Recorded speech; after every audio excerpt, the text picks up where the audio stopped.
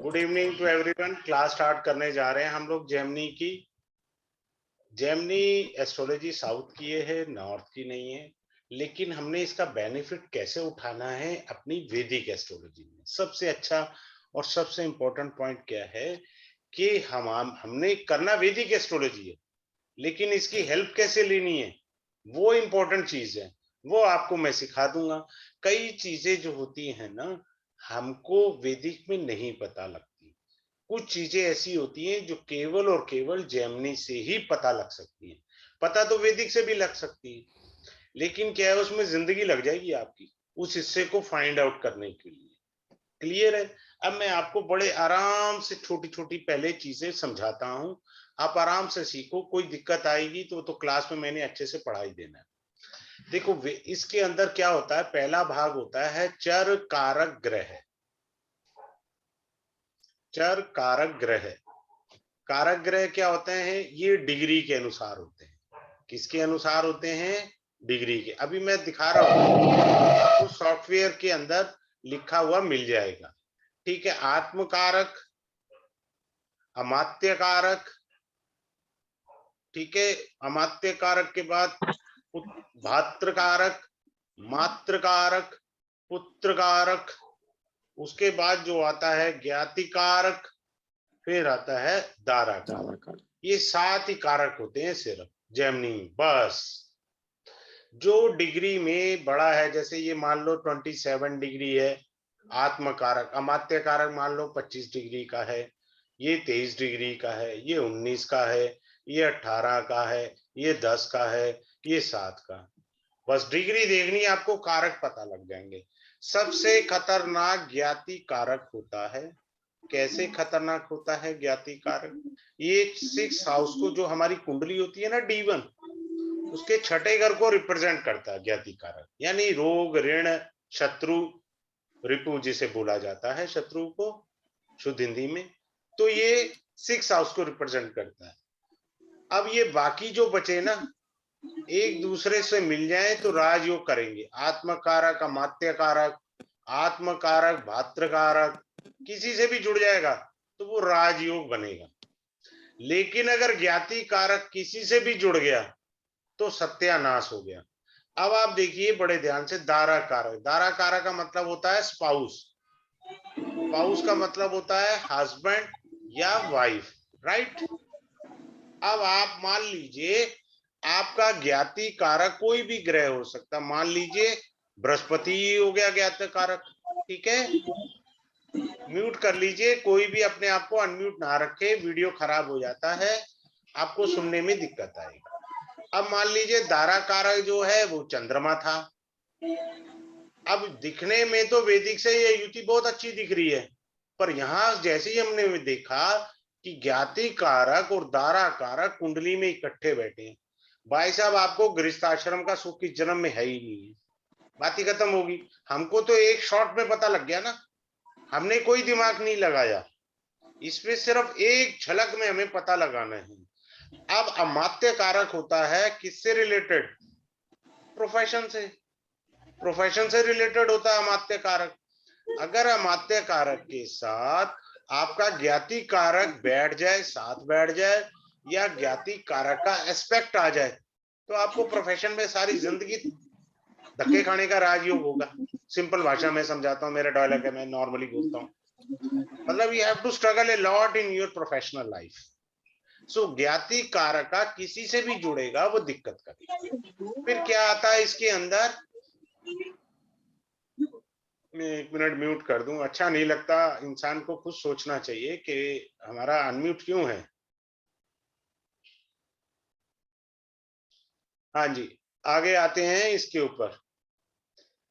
किसके ऊपर? इस पे सबसे अच्छा होता है पुत्र कारक। पुत्र कारक का अर्थ होता है रक्षा करने वाला, आपको प्रोटेक्ट करेगा, रक्षा करने वाला। बात क्लियर? सो ये क्लास में आपको बड़े आराम से इनके मीनिंग क्या है। अब आपको जैसे मैं बताता हूं, अगर आत्म कारक आपका, आत्म कारक मान लो आपके सूर्य देव हैं, तो ऐसे आदमी किसी का आत्म कारक सूर्य निकल आए, दिस आत्म कारक वाले हिस्से का अभी मैं दूसरे स्टेप पे आऊंगा, पहले कारक थोड़े से अच्छे से बता देता हूं। आत्म कारक जो होता है ना, सूर्य है, तो आदमी गवर्नमेंट से जुड़ा होगा, या गवर्नमेंट की जॉब होगी, या गवर्नमेंट से कॉन्ट्रैक्टर होगा, ठीक है, गवर्नमेंट कॉन्ट्रैक्टर होगा, या मिनिस्टर हो सकता है, क्योंकि आत्मकारक सूर्य निकल आया ना। फिर आता है हमारा क्या, आत्मकारक मान लीजिए सूर्य की जगह आ जाए शनि आ जाए, तो आदमी अपने प्रोफेशन में, कोई भी प्रोफेशन हो, because Saturn is the karaka of profession, तो प्रोफेशन में मेहनत से वो अपने शिखर तक पहुंचने का प्रयास करेगा। दिस इज दैट प्रोफेशन में शनि।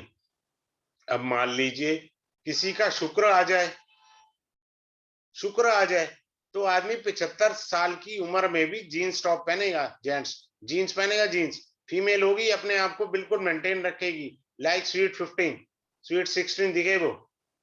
तो शुक्र जो है वो स्मार्टनेस को शो करता है। तो आदमी के अंदर भी, मैंने एक सज्जन से मिला, is near about 75 year old, भाई साहब क्या मेंटेन कर रखा था, कुंडली नहीं कुछ नहीं, मैंने वही जजमेंट ले ली कि इनका शुक्र शुड भी आत्मकार, क्योंकि इतना मेंटेन रखा हुआ है। शुक्र जो है वो अपने आप के ऊपर ध्यान देता है। कारका के बाद आते हैं आपको कारका, मैं दोबारा अभी कारका पे फिर आ जाऊंगा, कोई चिंता की बात नहीं है। कारका के अंदर क्या है, किस चीज को कारक रिप्रेजेंट करते हैं, जैसे आत्म कारक है।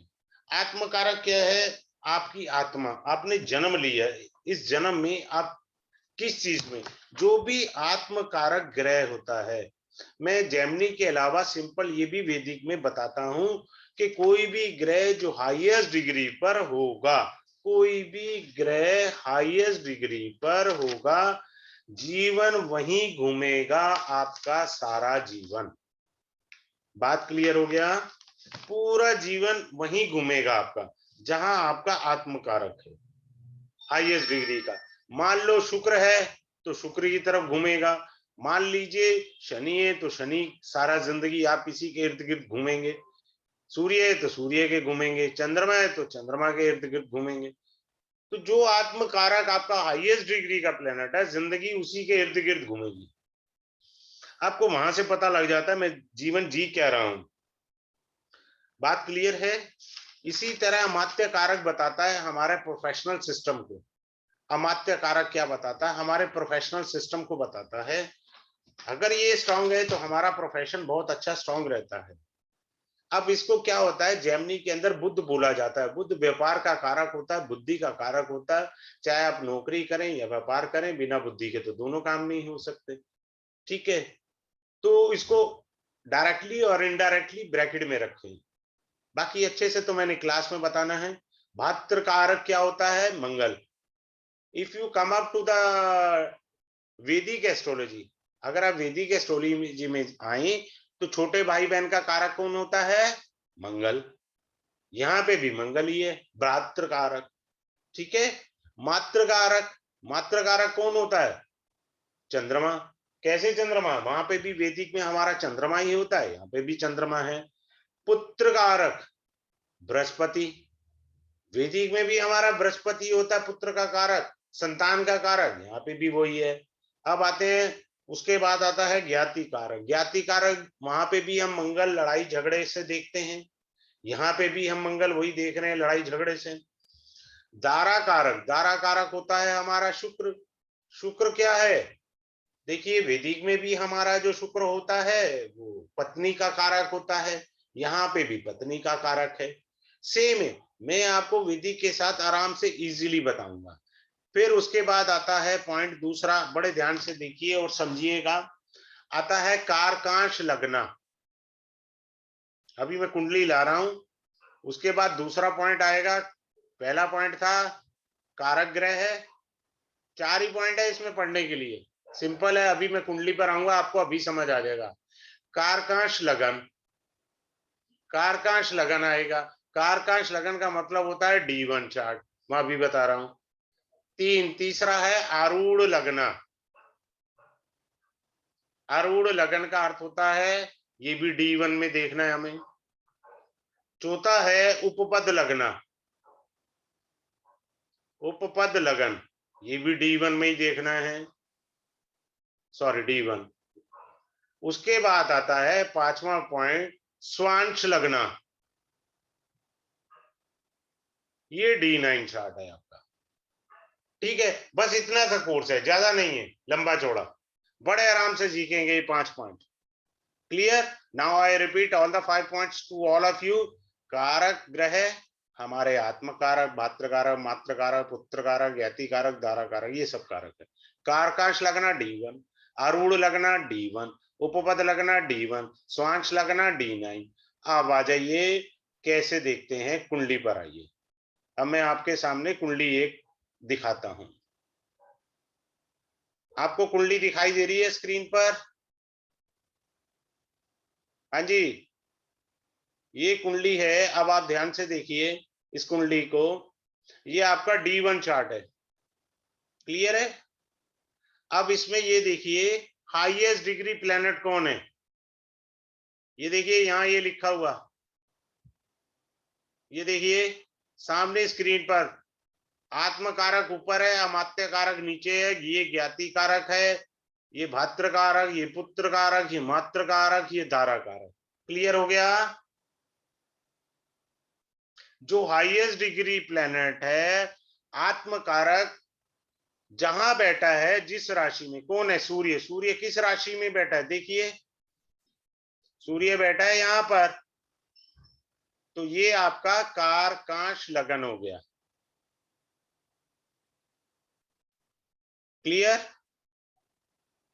ये देखिए मैं यहां से फिर से आपको दिखा रहा हूं, सॉरी। ये देखिए सूर्य आपका आत्मकारक है यहां पर। मैं एक बार, वो लाइन टेढ़ी हो गई है, मैं थोड़ा उसको रब करके दोबारा आपके लिए थोड़ा ठीक कर देता हूं। ये देखिए सूर्य यहां चल रहा है, ये रहा। सूर्य आपका आत्मकारक है, जिस राशि में बैठा है वो कारकांश लगन है। अभी मैं कारकांश लगन भी निकालता हूं आपके लिए। अब आ गया स्वांश लगना। अब ये देखिए कि ये नवांशा के अंदर सूर्य कहाँ है? यहां पर है ना हमारा। कहाँ गए सूर्य भगवान? ये रे। ठीक है, हमारा कारकांश लगन क्या था? 4। तो यहां पर हम जो है इस, जहां ये 4 नंबर की राशि, इसको स्वांश कहेंगे। अभी और अच्छे से समझाता हूं। अभी थोड़ा मुझे लग रहा है कंफ्यूज है। एक सेकंड रुकिए, मैं खोलता हूं इसको।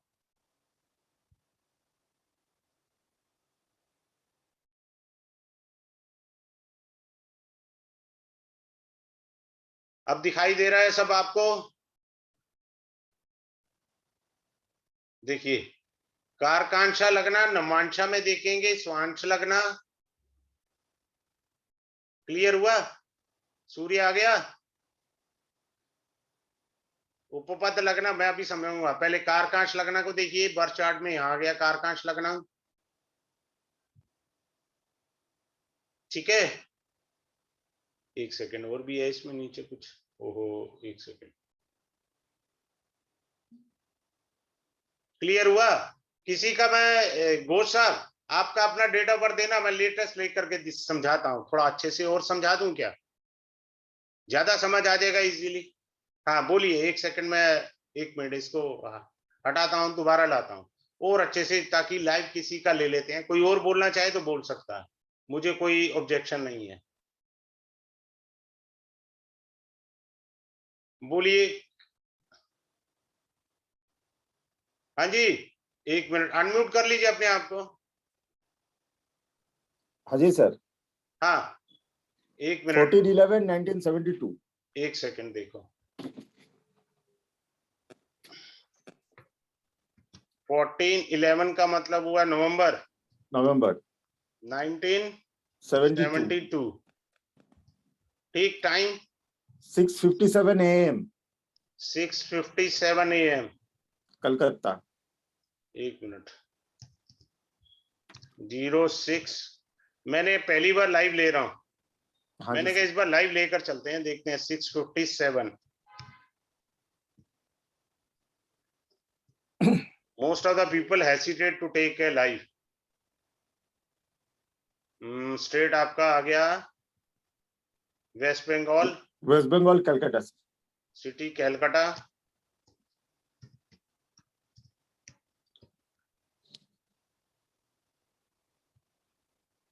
यही है सर। हाँ जी सर। बड़ा कर लो, स्क्रीन को बड़ा कर लो, हो जाता है। अगर मोबाइल पे देख रहे हैं तो आप बड़ा कर सकते हैं। हाँ जी सर। क्लियर हो गया? हम्म। अब बताइए आपकी कुंडली में हाईएस्ट डिग्री प्लेनेट कौन है? आ जाइए सन है मैदान सर। में। सूर्य है सर। हैं? सूर्य है। सूर्य सन। है। कहाँ लिखा है? ये लिखा है आत्मकारक। हाँ जी। पक्का? सर। कोई डाउट? आपको पता लग गया अमात्य कारक मेरा कौन है? चंद्रमा है।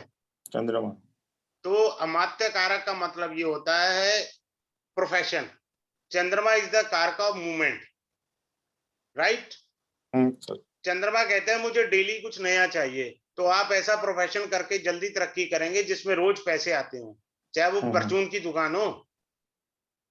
Are you getting my point? Yes sir, रोज पैसा नहीं आने से मेरे को अच्छा भी नहीं लगता। आ गया ना? क्योंकि मैंने लाइव हाँ। कुंडली इसीलिए ली है। अब आप समझ रहे हो अच्छे से? मैं इसलिए समझा पा रहा हूं। अब वो किसी की कुंडली है वो पता नहीं लगेगा। तो अमात्य कारक कौन बन गया आपका? मून। मून बन गया। बात क्लियर? अब आप देखो ध्यान से कि मेरा, एक मिनट में नीचे कर दिया इसको ताकि ऊपर की कुंडली आ जाए, इसको नीचे डाउन में कर दिया। आपका जो सन है वो कहाँ बैठा है? इधर 12th हाउस में सर। नहीं नहीं, इधर इधर नमांशा में देखो, आप बताओ। 9th हाउस में सर। समझ आ गया? हाँ जी सर। अच्छा, अब आओ, इधर आओ, एक सेकेंड। आप मुंह से बोलते जाओगे, जब क्लास में आओगे तो बहुत अच्छा हो जाएगा। अब मैंने जेमिनी खोल दिया। हाँ जी सर। जेमिनी खोल दिया। अब देखिए कारकांश लगन आपको पता लग गया क्या है? हाँ जी सर। 3 नंबर। भाई जिस राशि में बैठा था वो कारकांश लगन हो गया, बाकी ग्रह वैसे ही बिठा देंगे। नहीं समझ आ रही बात? नहीं, एक सेकंड रुको, मैं और अच्छे से बता देता हूं। ए स्क्रीन पर इसको पहले हटाता हूं। ये 3 था ना? हाँ जी सर। अब 3 को मैं इसको जो है रोटेट कर दूं। फिर से सुनिए, बड़े ध्यान से सुनिए, मैं रोटेट करने जा रहा हूं लगन को। जो भी हाईएस्ट डिग्री प्लेनेट था आपका, कौन था हाईएस्ट डिग्री सूर्य। प्लेनेट? उसको हाँ जी कहां सर। देखना है? D9 में। कहां देखना D9। है? D9 में। D9 में, राइट? हाँ जी सर। तो D9 में जिस राशि में वो बैठा है वो राशि कारकांश लगन वाली हो गई राशि, राइट? Yes sir. अब मैं इसको रोटेट कर देता हूं, तो अब ये आपका कारकांश लगन बन जाएगा। देखता हूं यहां से रोटेट होता है। अरे बाबा, मेरे को इतना फेमिलियर नहीं हो ना सॉफ्टवेयर से। हाँ जी ओहो, सर, अच्छा मेरा भी ये यही उससे होगा। प्रॉब्लम होता एक सेकंड एक सेकंड, ये इससे होगा ना, राइट क्लिक से आएगा रोटेट। ये मैंने रोटेट कर दिया। नाउ दिस इज योर कारकांश लग्न, राइट? समझ आया आपको या नहीं आया? मैंने रोटेट कर दिया ना इसको। दिस इट बिकम, देखिए ये आपका कहां आया? D1 की राशि थी, 3 नंबर में आया ना? तो जब मैं लगन में कारकांश पढ़ूंगा तो ऐसे पढ़ूंगा। अब मेरे को स्वांश लगना पढ़ना है तो इसको यहां ले आऊंगा, 3 नंबर को यहां पर, तो मेरा स्वांश लगना हो जाएगा। M I right? देखो, अब देखो मैं और अच्छे से बताता हूं।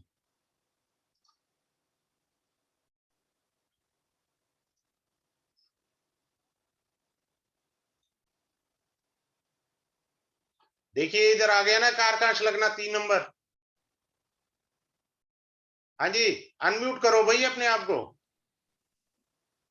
हाँ, अनम्यूट है सर। हाँ, तो अब आपको क्लियर हुआ कारकांश लगना है या नहीं हुआ? हाँ जी सर, सिर्फ मगर सिंपल मैं सा देखना है, D9 में आपका आत्मकारक कहां बैठा? D9 में जिस राशि में D9 में आत्मकारक बैठा है वो आपका कारकांश लगना हो गया। हाँ क्लियर जी हो सर। गया? हाँ जी सर। ये कारकांश लगना हो गया आपका, ठीक है? सर इसका फंक्शन क्या है सर, हाँ, मैं कड़ाकंश? अभी बता रहा हूं ना, पहले एक चीज तो सीख लो। अब यही D9 में जब ये 3 नंबर को यहां रख दूंगा तो ये मेरा स्वांश लगना हो जाएगा। क्लियर? क्लियर है? इस 3 को उठा के मैं जब मैं यहां ले आऊंगा तो ये लगन बन जाएगा ना, सूर्य लगन में आ जाएगा, 3 नंबर इधर आ जाएगा। क्लियर हो गया? ठीक है? नहीं समझ आया लग रहा आपको? अनम्यूट करो भाई अपने आप को। समझ में आया सर, कारकांश लगना का फंक्शन क्या है सर? हाँ वही मेन चीज है ना, वही तो तुरुप का इक्का जो पढ़ाना है वो बचा गया अच्छा इसमें, वही तो तुरुप का इक्का पढ़ाना है आपको। अच्छा, अब मैं पहले तो ये चीज समझ आ जाए आपको, ये तो पहले समझ तो आ ये गया था ना सर। कि ये चीज समझ नहीं आई आपको, हम्म। अब आपको पता लग गई ये चीज। ठीक है, यस यहां सर। तक समझ आ गया, हमारा कारकांश लगन बन गया। अब आते हैं कारकांश लगन का क्या मतलब है, यही पूछ रहे थे। हाँ जी सर। अगर कारकांश लगन से, बड़े बड़े ध्यान से सुनते जाइए, एक मिनट मेरा वो रिमोट जरा देखना है भैया, रिमोट कहाँ गया, ये रहा।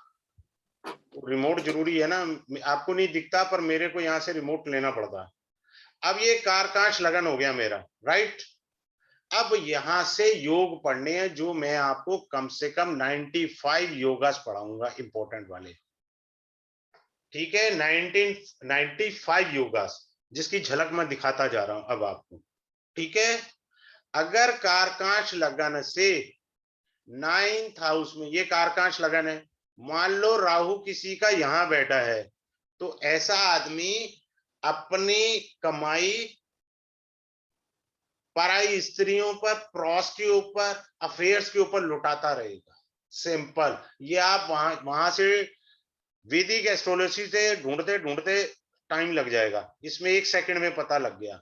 आपको सिर्फ ये देखना है कि मेरा D1 चार्ट में जो कारकांश लगन बना है, D1 चार्ट में, वहां से 9th हाउस में अगर राहु है तो भाई सब गड़बड़ हो गई। बात समझ आया या नहीं आया आपको अब? ठीक है, अब कारकांश लगन से सबसे इंपॉर्टेंट पॉइंट क्या होते हैं? कारकांश लगन से सबसे इंपॉर्टेंट पॉइंट होता है 5th हाउस, और ये आपका 9th हाउस। क्लियर? अगर इसमें कोई राजयोग बन रहा है एज पर द कारकांश लगना, नॉट D1 चार्ट, राइट।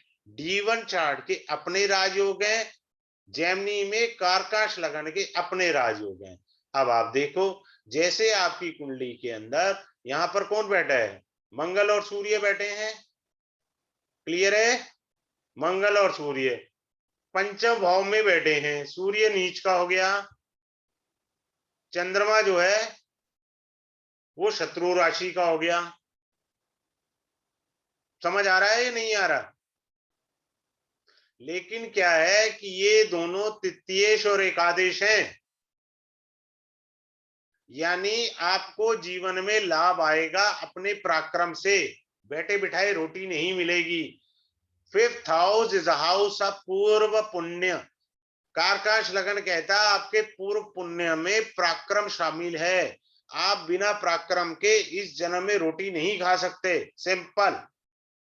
मैंने इसलिए लाइव कुंडली पहली बार इसलिए ली है कि मैं बहुत अच्छे से करूं, जब क्लास में आएंगे तो बहुत बेहतरीन तरीके से सिखाऊंगा, जब मैं यहाँ इतने अच्छे से बता रहा हूँ। The 3rd house and the 11th Lord sitting together in the 5th house. 5th house is a house of पूर्व पुण्य।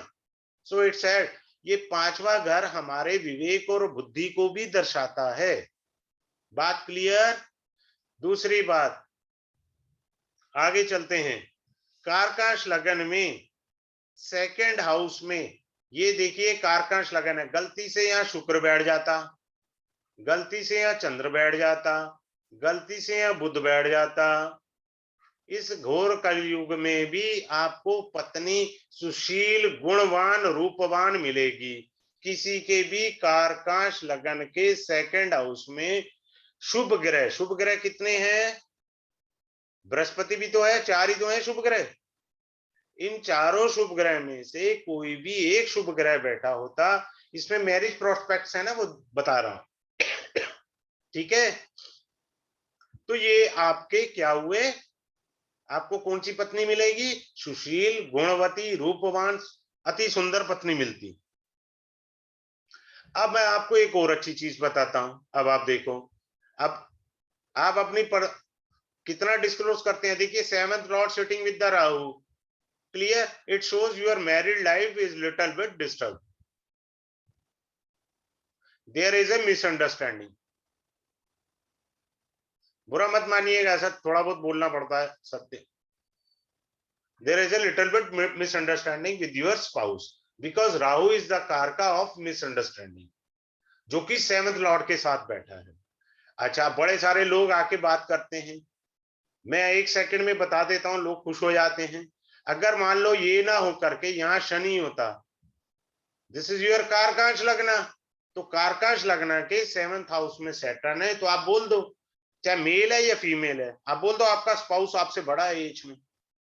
मेल है तो उसकी वाइफ उससे बड़ी होगी, भाई मेरी वाइफ मेरे से 1 साल बड़ी है ना, बात खत्म होगी, मेरा कारकांश लगन में आ गया ना, my wife is older 1 year than me.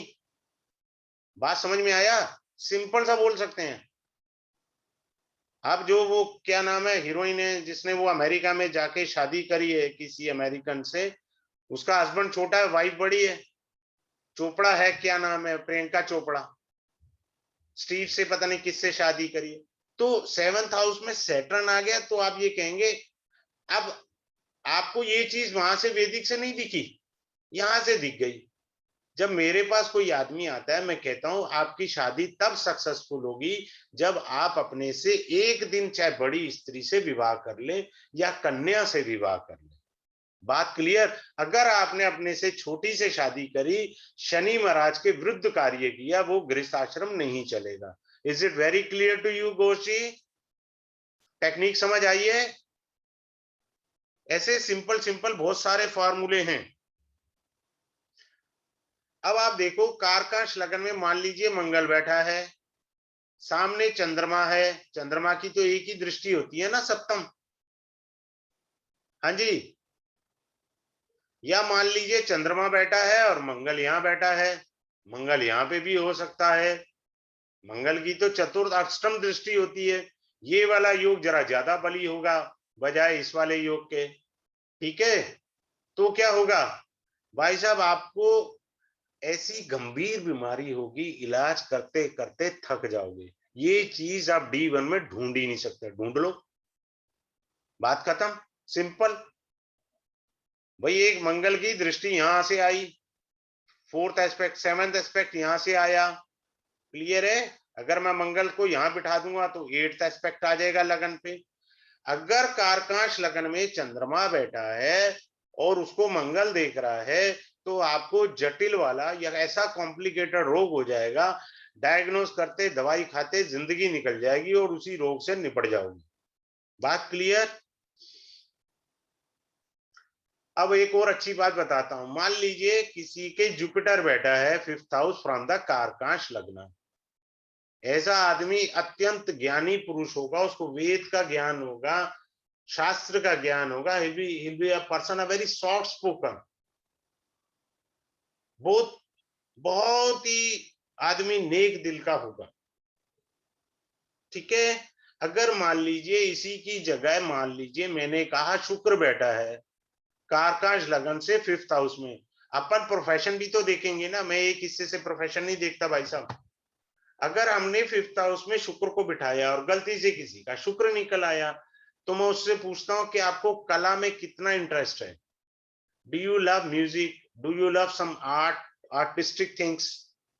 शुक्र कला का कारक है ना, तो आप कला के प्रोफेशन से कितने जुड़े हैं, because 5th house is your पूर्व पुण्य, तो आप पिछले जन्म का प्रभाव लेकर आए हैं। तो आदमी प्रोफेशन में स्टेबल नहीं हो रहा, then tell him do the profession of Venus and get a success, because you are carrying from your previous birth. बात क्लियर हुआ? सिंपल सा है, कुछ बुद्धि नहीं लगानी हमने। ठीक है, तो इस तरह से हमने योगास को रीड आउट करना है। बात क्लियर है? मैरिज वगैरह देखा जाएगा, रोग देखा जाएगा, प्रोफेशन देखा जाएगा, बहुत सारी चीजें पढ़ाऊंगा, एक एक एग्जांपल लिया है मैंने इसमें। ठीक है, अब मान लीजिए कारकांश लगन में चंद्रमा है लेकिन मंगल नहीं देख रहा, आदमी जीवन में सुख भोगने आया भाई साहब, बात खत्म। उससे पूछो यार तेरी लाइफ में कंफर्ट्स कितने हैं, He'll explain you his comforts। बात क्लियर हुआ? वो व्यक्ति जन्म में सुख भोगेगा ही भोगेगा। सपोज चंद्रमा बैठा है कारकांश लगन में, तो अगर मान लीजिए कारकांश लगन में सूर्य ही बैठ गया, क्योंकि ये आत्मकारक भी था ना, आत्मकारक भी था ना, तो इस कारण से ये आदमी गवर्नमेंट से जुड़ा हो सकता है, गवर्नमेंट प्रोफेशन में हो सकता है, गवर्नमेंट कॉन्ट्रैक्टर हो सकता है, किसी पार्टी का वर्कर हो सकता है। जैसे मान लीजिए बीजेपी सत्ता में है, तो बीजेपी की पार्टी का, दिल्ली में आम आदमी पार्टी सत्ता में है तो उसका एक वर्कर हो सकता है। तो सत्ता से उसका लगाव या जुड़ाव होगा, क्योंकि सूर्य आत्मकारक है। या वे व्यक्ति खुद मंत्री होगा या गवर्नमेंट ऑफिसर होगा, सिंपल। अगर मान लीजिए इसकी जगह शनि आ गया लगन में, मतलब आत्मकारक बना, और शनि भी आ गया आत्मकारक के साथ, तो कोई भी फील्ड हो उसकी, चाहे वो कला की फील्ड हो, चाहे ज्योतिष की फील्ड हो, चाहे कंपनी में कोई काम कर रहा था, वहां उसको हाईएस्ट पोस्ट पर जाना ही जाना है, क्योंकि शनि प्रोफेशन में निखार लाएगा, समय अनुसार, एज के अनुसार ला देगा उसको, उसको निखार देगा। शुक्र क्या है, वो अपनी बॉडी को सारी जिंदगी मेंटेन करेगा, अपनी सुंदरता को सारी जिंदगी मेंटेन करेगा, जो मैंने अभी बताया। उसके बाद आते हैं हम लोग, आगे बढ़ते हैं कारकांश लगन में। अब मान लो किसी का कारकांश लगन में सूर्य तो आ गया, अभी मैंने व्याख्यान दिया। अब मान लो इसके साथ राहु भी बैठ गया, अब क्या होगा जी? जब ये ग्रंथ लिखा गया था, जैमिनी एस्ट्रोलॉजी उत्तर भारत की नहीं है, दक्षिण भारत की है। अगर तो ये कॉम्बिनेशन राजयोग वाला है, वो क्लास में बताऊंगा भाई, ये तो मैं अपना वैदिक में भी समझाता हूँ, सूर्य राहु राजयोग भी देते हैं, हमेशा सत्यानाशी योग नहीं होता ये। अगर ये राजयोग दे रहा है तो डॉक्टर बनेगा आदमी, क्योंकि पॉइजन का कारक कौन होता है? राहु होता है, ठीक है। डॉक्टर क्या करता है? एंटीबायोटिक्स लिखता है, एंटीबायोटिक, राइट, शरीर के अंदर फैले हुए विषाणुओं को मारने के लिए मेडिसिन देता है।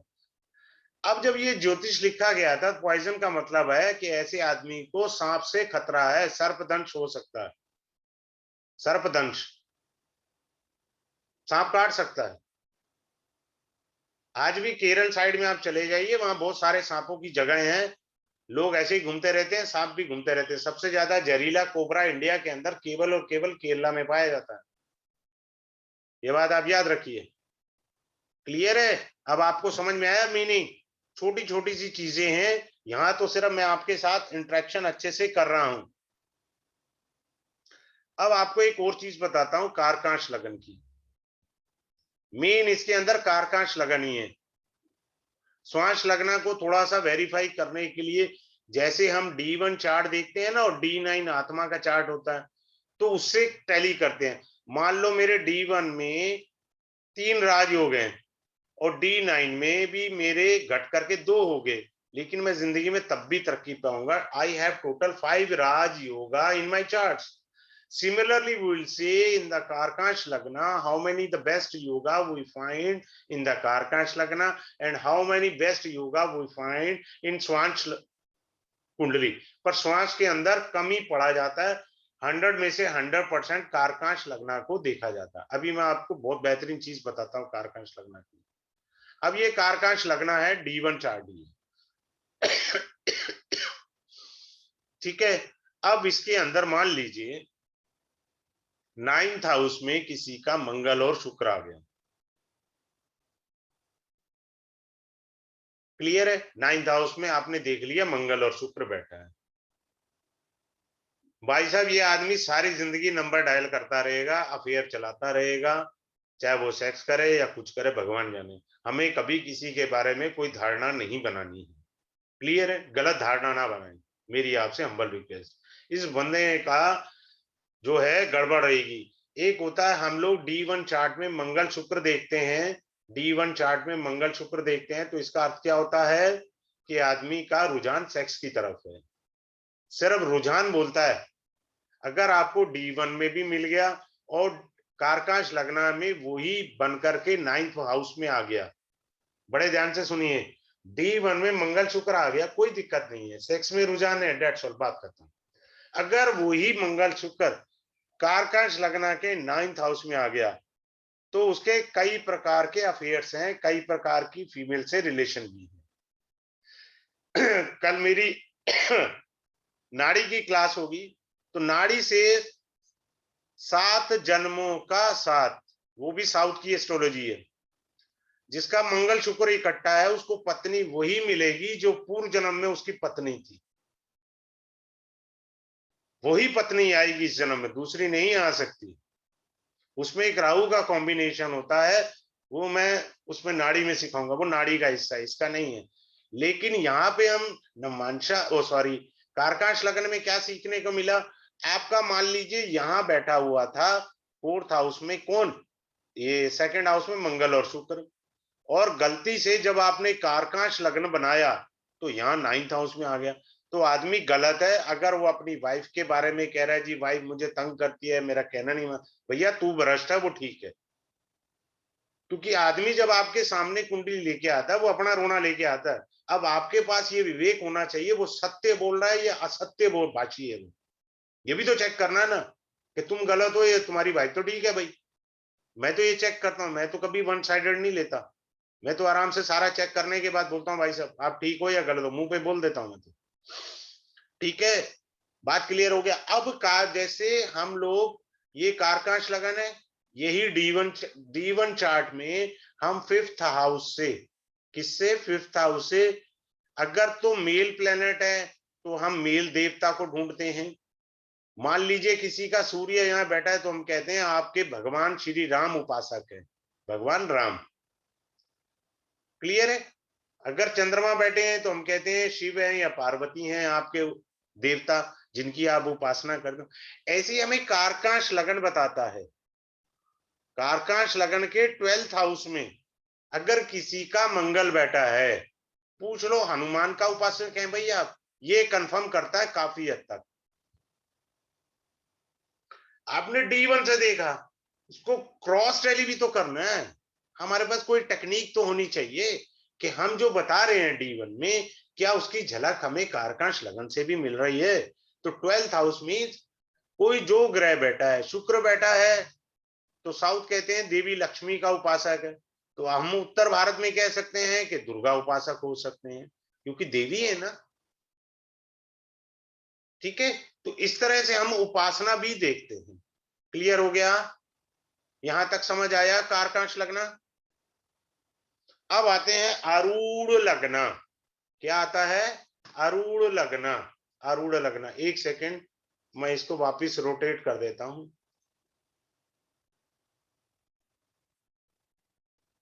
हो गया? नहीं हुआ रोटेट? आपका 8 आया नहीं भाई, यहाँ 8 से होगा रोटेट? अच्छा, वहां से नहीं, इससे होगा। आगे यही लगना था। ठीक है, अब आ जाइए यहां पर बड़े ध्यान से। आपका लगन का स्वामी कौन है? अनम्यूट करिए घोष जी अपने आप को प्लीज, ऐसे गड़बड़ हो जाएगी। मंगल सर। मंगल कहाँ बैठा है? 12th में। ठीक है, अब इसको मंगल बैठा है 12th हाउस में, तो गिनो कहाँ पे आएगा आरूढ़ लगना। मान लीजिए मंगल यहाँ बैठा होता है, पहले इजी सिखा देता हूं।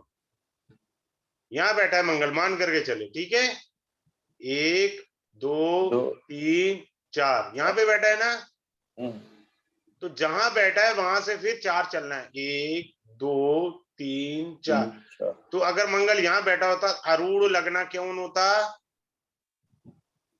आरूढ़ लगना कौन बनता? बोलिए, वृष लगन बनता। वृष। बात क्लियर हो गया? लगन का स्वामी जहां बैठा है वहां से उतने घर आगे चलने को आरूढ़ लगन कहते हैं। ये बहुत पावरफुल चीज है आरूढ़ लगन। इसमें इतने सारे तुरुप के इक्के खुलते हैं जिसका कोई हिसाब नहीं। फिर से समझा रहा हूं, मान लीजिए एक सेकंड के लिए रुक गए, हम यहाँ पे नहीं ले रहे। इनका मंगल बैठा है 4th हाउस में, मिस्टर घोष का। तो लगन से कितने हाउस बैठा है? 4 घर आगे बैठा है। तो 4 घर आगे चले 7th हाउस बना। तो राशि कौन सी आई? वृष राशि। दिस इज कॉल्ड आरूढ़ लगना। क्लियर? अब आपका लगन कहां बैठा है? 12 घर बैठा है, 12 घर वापिस चलो, कौन सा आएगा आरूढ़ लगना? वही आएगा या कोई और आ जाएगा? नहीं सर, वही आएगा। आ गया ना? तो अब हमें आरूढ़ लगना लगन में ले आएंगे। कहां ले आएंगे? यहां ले आएंगे। बात समझ रहे हैं आप? हाँ जी सर। आ गया लगन? Yes, sir. बन गया यूर आरूढ़ लग्न। M I right sir? Yes, sir. अब आरूढ़ लग्न से हमने देखना है, अगर आरूढ़ लग्न का स्वामी कौन है? शुक्र।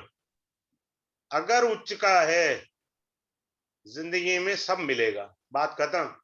जैसे आप मैथ में एलसीएम और एचसीएफ पढ़े थे ना, एलसीएम और एचसीएफ पढ़े थे, हाईएस्ट कॉमन फैक्टर और लोएस्ट कॉमन फैक्टर। ये भाई साहब आपकी वैदिक एस्ट्रोलॉजी को निचोड़ निकाल देता है एक साइड में। This is called a Gemini. अगर आपका आरूढ़ लग्न का स्वामी लग्नेश उच्च का होके बैठा है, तब तो आपका राजयोग आ गया। बात क्लियर होगी? यहां तक समझ में आया आपको? हाँ जी, हाँ जी सर। हाँ। तो आरूढ़ लग्न का स्वामी एग्जॉल्टेड। अब मान लो क्या हो, आरूढ़ लग्न में कोई एग्जॉल्टेड प्लेनेट बैठा है, मान लीजिए यहाँ शनि होता, ठीक है, तो आप एक रॉयल फैमिली में पैदा हुए, सिंपल बात बोल दो। आप ये बुरा नहीं मानना, हाथ जोड़ के रिक्वेस्ट है, यहाँ पर सूर्य नीच का है, साथ में मंगल है, ठीक है। आप लोअर मीडियम क्लास फैमिली से आगे बढ़े हैं। हाँ जी sir. M I right sir? Mind Yes. नहीं करना, हम्बल नहीं रिक्वेस्ट। सर, माइंड का क्या है? मैं भी एक गरीब परिवार से हूँ, थोड़ा सा मेहनत करके आगे बढ़ा हूं। अगर नीच का ग्रह बैठा है तो एक सेकंड में कंफर्म आंसर दे सकते हो आप। उच्च का बेटा सीधा कहते हो रॉयल फैमिली में आप पैदा हुए हैं। बहुत सारे एस्ट्रोलॉजर तुरुप के इक्के रखते हैं अपने पास, पार्टी को ठगना कैसे है वो ऐसे ठग लेते हैं। अगर आरूढ़ लग्न के अंदर आरूढ़ लग्न का स्वामी उच्च का होके बैठा है कुंडली में कहीं पे भी, या लगन में बैठा है, भाई जब उसकी हवा टाइट करके पैसे ले लेते हैं। Don't do such bullshit things. मैं इसे दुराचार पाप मानता हूं, बिल्कुल नहीं करना। मेरी क्लास में 2 लोग भी आते हैं, मैं दिल से पढ़ाता हूं। मुझे 50 की भीड़ से या वो पैसे के लोभ से नहीं है, ठीक है, पैसा कमाना अपनी जगह है, विद्या का ज्ञान कराना अपनी जगह है, पर ठगी तो बिल्कुल गलत है बाबा। बात क्लियर हुई आपको यहां तक? अब आपको एक अच्छी चीज बता रहे हैं, आरूढ़ लग्न में जुपिटर आ जाए, सपोज बृहस्पति बैठ जाए, मैं उच्च नीच की बात नहीं कर रहा अभी for the timing, I said only Jupiter is sitting in the आरूढ़ लग्न, देन इन दैट केस आदमी फेमस होगा। किसके कारण? ज्ञान, क्योंकि जुपिटर ज्ञान का कारक है, तो व्यक्ति ज्ञान की वजह से समाज में पहचाना जाएगा। सिंपल। बात क्लियर हुई? बाकी सर बातें मैं नहीं बता सकता, मर्यादा लगती है गुड सर, ठीक है। चलिए अब आते हैं आरूढ़ लग्न से 11th हाउस में। सबसे कीमती हाउस होता है आरूढ़ लग्न से, दिस इज योर आरूढ़ लग्न, एल लिखता हूं मैं, 11th हाउस। ये सबसे डायमंड हिस्सा है जेमिनी के अंदर, जो पढ़ाने में मजा आता है मुझे। ये जो 11th हाउस है, अब देखो मान लो यहाँ किसी का चंद्रमा बैठा है, चंद्रमा माता का कारक होता है, मैं वैदिक में भी पढ़ाता हूँ, ये समझाता हूँ। चंद्रमा से माता के साथ साथ सोसाइटी भी देखते हैं। जब नेता लोग चुनाव लड़ते हैं ना, चौथा घर जनता का होता है, पता है ना आपको। 4th हाउस पब्लिक का होता है, सोसाइटी। तो अगर आरूढ़ लग्न के 11th हाउस, 11th हाउस का मतलब प्रॉफिट ही नहीं होता, 11th हाउस का अर्थ होता है इच्छा पूर्ति, आपकी इच्छाओं की पूर्ति। तो इस जातक की इच्छाओं की पूर्ति मम्मी करेंगी सारी जिंदगी, जब बड़ा हो जाएगा तो सोसाइटी कर देगी। इस आदमी को नेम फेम सोसाइटी में मिल जाएगा। अगर मान लीजिए गलती से यहाँ बुध आ गया, तो मैं कहता हूं कोर्ट केस जीत जाएगा, बात खत्म हो गई। बुध बता देता है कोर्ट केस जीत जाएगा। क्लियर हुआ सबको या नहीं हुआ? वो तो ग्रह की दशा आने पर होगा ना, आगे पीछे थोड़ी हो जाएगा। समझ आया इधर यहां तक? अब आप एक और चीज देखिए, कारकाश लग्न के अंदर आपको बता दिया, आरूढ़ लग्न का मैंने एक बताया। आरूढ़ लग्न के एक बहुत अच्छा चीज बताता हूँ, 11th हाउस में मान लीजिए किसी का केतु और मंगल बैठा है। अब आपको तो ये खराब दिख रहा है, क्लियर है? मैंने एक अच्छी चीज बताता हूँ, यहाँ पर लिखता हूँ, चंद्रमा के साथ राहु है या केतु है, यहाँ पे लगन कुंडली, फॉरगेट अबाउट आरूढ़ लग्न ऑल दिस। जब मैं वो पढ़ाता हूँ ना अपना क्या नाम है एस्ट्रो वास्तु कोर्स, तो मैं कहता हूँ भैया ये डिप्रेशन अपना नहीं देखो, तुम्हारा पड़ोसी है, थर्ड हाउस इज योर पड़ोसी। तुम्हारा पड़ोसी डिप्रेशन में रहता है, ज्यादा बोले तो उसको धमका दो, वो डिप्रेशन में चला जाएगा, क्योंकि वो तो डिप्रेशन वाली पार्टी है। हमेशा अपना मत देखा करो, हर हाउस आपके लिए नहीं होता। तो हर सब्जेक्ट के अंदर अलग अलग चीज अलग अलग तरीके से मुझे पढ़ानी होती है। केतु मंगल है, तो आदमी को इस केतु मंगल का लाभ कब मिलेगा?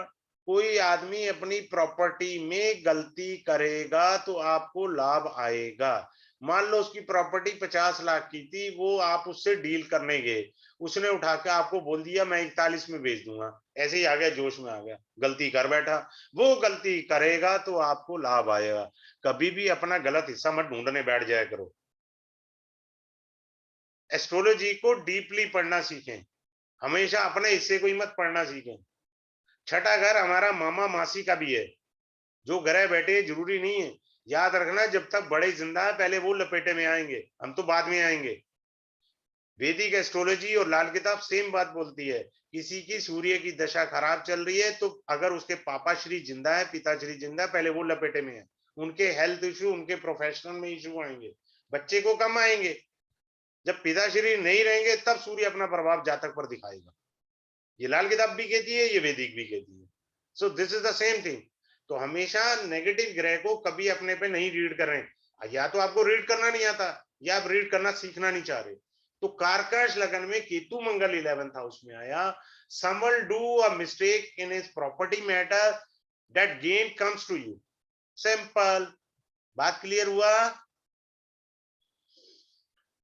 अगर मान लीजिए आपका लगन है, आपका ये आरूढ़ लगन है, राइट जी, आरूढ़ लगन है, इसको शुभ ग्रह देख ले।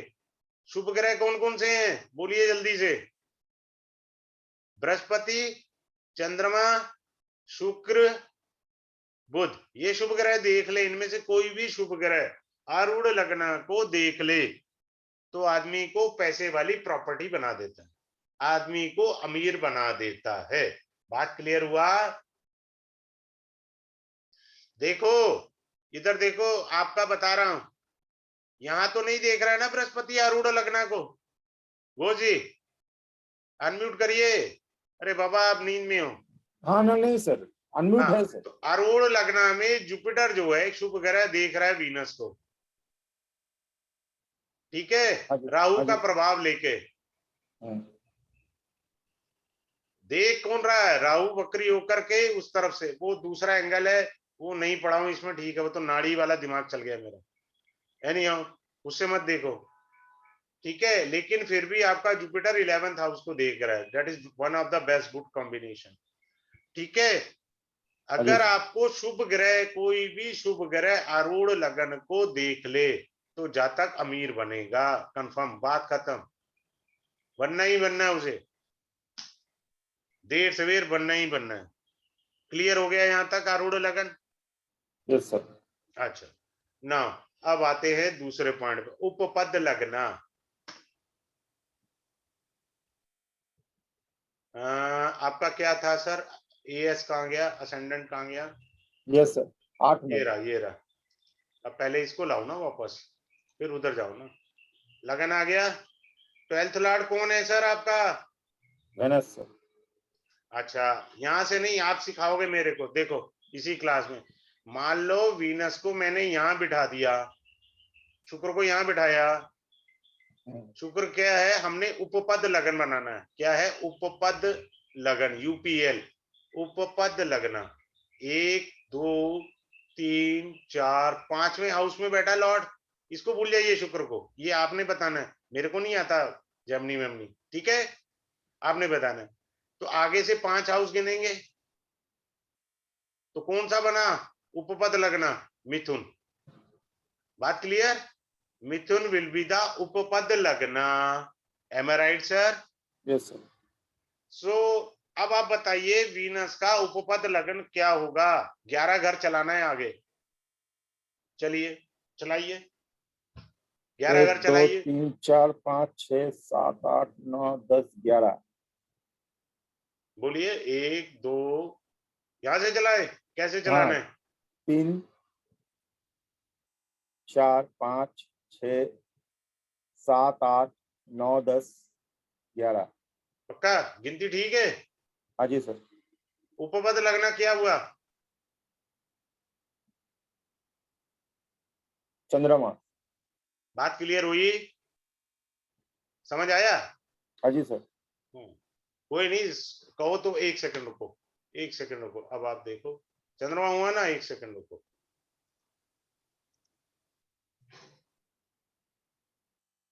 देखो इन्होंने बना रखा है उपपद लगना, देखो क्या है उपपद लगना।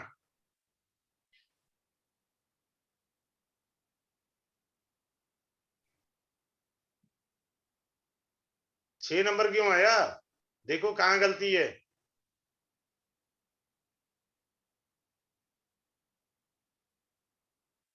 अभी आपको सिखाना है मुझे अच्छे से, चिंता मत करें। गिनती गलत हो गई सर। हाँ हाँ मुझे पता है, तभी तो मैंने उनको बोला चलो यहीं से पढ़ा देता हूँ, मेरे को खत्म ही करना है ना, 10 बज गए हैं, क्लास ये वाली डेमो की लंबी हो गई है, वो मुझे मालूम। ये उपपद लगना आ गया आपका? हाँ जी। अगर उपपद लगना में सेकंड हाउस में शुभ ग्रह हैं, क्या है? शुभ ग्रह या शुभ दृष्टि है, तो दाम्पत्य जीवन सुखी है, आपकी मैरिड लाइफ बहुत अच्छी है। अनफॉर्चुनेटली यहाँ पर मंगल और सूर्य आ गए हैं, जो मैंने पहले बात कही थी, उपपद लगना जो है वो आपकी मैरिड लाइफ को बहुत अच्छे से बता देता है। तो यहाँ पर मंगल और सूर्य है, which shows is not good, you are having a married life. ये रहा, बात खत्म। And the karaka of married Venus which is debilitated in the lagna itself. देखिए वीनस नीच का लगन में बैठा हुआ, उपपद लगन से बड़ा अच्छा टेक्निक सिखा रहा हूं। अब किसी, अरे टेक्निक क्या सिखाना, पहले मेरे क्वेश्चन का आंसर दीजिए। क्या घोष साहब आपको संतान देर से प्राप्त हुई विवाह के बाद? Give me the answer mister Ghosh, mister Ghosh. हाँ जी, अनम्यूट करें आप अपने आप को। अनम्यूट है सर, अनम्यूट है हाँ सर। बोलिए बोलिए, अब बोल नहीं नहीं रहे ना, सर, मैं आपसे रिक्वेस्ट कर रहा हूँ। नहीं वैसे कोई प्रॉब्लम नहीं हुआ सर। हाँ ठीक है। नहीं नहीं, शादी जैसे 1 साल हो गया, नेक्स्ट ईयर बच्चा होना चाहिए, क्या शादी के 2 साल बाद या 3 साल बाद चाइल्ड हाँ, आया? 3 साल मैं बाद ये हुआ सर। है, 3 साल बाद हुआ। 3 साल आफ्टर बाद 3 बोला है ना years। आपने अब? हाँ जी। After 3 years sir. हाँ तो परफेक्टली सीधी आफ्टर 3 बात years। है, जिसका अभी 5th हाउस में चंद्रमा हो, वो कहे मेरे संतान नहीं हो रही, उसको बोल दो संतान होगी पर देर से होगी, बात खत्म, बात खत्म। कंफर्म आंसर आपने करा, कंफर्म मेरे को सीधा बोल दो। वो कह रहा है संतान नहीं हो रही, भैया होगी पर देर से होगी, क्योंकि चंद्रमा बैठा 5th हाउस में। सिंपल, कोई दिमाग का दही नहीं करना। बात क्लियर हो गई आप सबको? Yes sir. इसी तरह बहुत सारी टेक्निक्स हैं इसके अंदर, मैंने एक एक हल्का सा झलक लिया आप सब लोगों के लिए, ठीक है, और ताकि आपको हल्का सा समझ आए। इसमें फ्री गिफ्ट मैं एक दूंगा आपको, योगिनी दशा, जिसका जेमिनी से कोई लेना देना नहीं है, वो है आपकी योगिनी दशा। योगिनी दशा में क्या करना है हमें, जैसे मंगला, पिंगला, धान्य, भ्रामरी, भद्रिका, उल्का, सिद्धा, संकटा। मंगला क्या होती है? चंद्रमा होती है। पिंगला क्या होती है? सूर्य होता है। धान्य क्या होता है? बृहस्पति होता है। भ्रामरी क्या होता है? मंगल होता है। भद्रिका क्या होता है? बुध होता है। उल्का क्या होता है? शनिदेव होते हैं। सिद्धा क्या है? शुक्र है। संकटा क्या है? राहु केतु। इन दशाओं के मीनिंग क्या है? 36 वर्ष की दशा होती है, ये योगिनी अलग दशा एक होती है। ये मैं फ्री ऑफ कॉस्ट इसके मीनिंग, इसके लॉजिक आपको लास्ट क्लास में दे दूंगा। सिंपल, इसका कोई जेमिनी से लेना देना नहीं है। किसी वैदिक में जब आप स्तोंद्री दशा देखते हैं तो योगिनी दशा भी देखें, बेहतरीन इंटरप्रिटेशन करने में मदद मिलेगी, क्योंकि ये अपने आप में जब इसका मीनिंग समझाऊंगा आपको कि ओ मीनिंग तो समझ आ गया, अब मैं स्तोंद्री से देखूंगा, इसको को रिलेट करूंगा। Anyone having a doubt can raise a question. Now I am coming up to the important point. वो इम्पोर्टेंट पॉइंट क्या है कि हमारी क्लास ये स्टार्ट होगी मंडे को 8:30 PM से 9:30 PM डेली बेसिस पर होगी क्लास, मंडे टू फ्राइडे। ठीक है, 5 क्लासेस का कोर्स रहेगा, आराम से हो जाएगा। तो छूटेगा मैं एक्स्ट्रा क्लास ले लूंगा, उसकी चिंता मत करें आप। ठीक है, सर उसकी चिंता तब ना करें, नाड़ी क्लास कब नहीं होगा सर? छूटेगी, कोई छूटेगी मेरी जिम्मेदारी है। 2,111 इसका फीस है। नहीं सर, नाड़ी नाड़ी का क्लास कब होगा सर? 9:30 से 9 बजे 9:30 9:30 से 10:30 बजे। वो तो कल आएगा ना बात उसका। हाँ जी सर। कल नाड़ी का होगा, वो नाड़ी का डेमो का जो मंडे को स्टार्ट होगा नाड़ी को। तो सर योगिनी दशा का एक एक्सक्लूसिव क्लास बनाइए सर, योगिनी नहीं दशा नहीं, का। ये अरे इसी में इतना बेहतरीन फ्री ऑफ कॉस्ट दे रहा, काय को पैसे खर्च रहे हो, मत खर्चो पैसे। सर देने में अच्छा जब लगता है सर आपको। अरे मैं आपको कहता रहा हूं ना, मैं इसी में ही आपको बेहतरीन सिखा दूंगा, क्यों घबरा रहे हो? जब मैं फ्री में दे रहा हूं तो ले लो ना, क्यों पैसा खर्च रहे हो? सब पैसा सब कुछ नहीं होता, ज्ञान बहुत बड़ी चीज होती है, आपके हाँ देने जी की सर। श्रद्धा होनी चाहिए। So I teach you free of cost, अच्छे से पढ़ा दूंगा मैं, कोई चिंता की बात नहीं करें। तो जिनको एनरोल करना है वो करा लीजिएगा। मंडे को 8:30 बजे एक क्लास स्टार्ट होगा, 9:30 बजे तक 1 घंटे का क्लास रहेगा। कोई कमी रह जाएगा, I'll take a class on Saturday 7 PM। ठीक ओके है, सर। 7 बजे मैं ले लूंगा अगर कुछ छूटा होगा तो। ऐसी कोई दिक्कत नहीं है। नाड़ी का इसलिए मैंने रात में रखा, मुझे पता वो क्लास ज्यादा खींचेगी, इसलिए उसको रखा है, क्योंकि वो क्लास 1 घंटे वाली नहीं है, वो 1.25 घंटा 1.5 घंटे वाली क्लास है। ये 1 घंटे में आराम से इजीली मैं समझा सकता हूँ। ठीक है, किसी को कोई डाउट है, कंफ्यूजन है, can raise a question, no problem from my side to give you an answer. Anyone having a doubt can raise a question sir, otherwise I am winding up the class. ठीक है, तो आप सब लोग have a good day, good night to all of you. We are going to start on Monday at 8:30 sharp.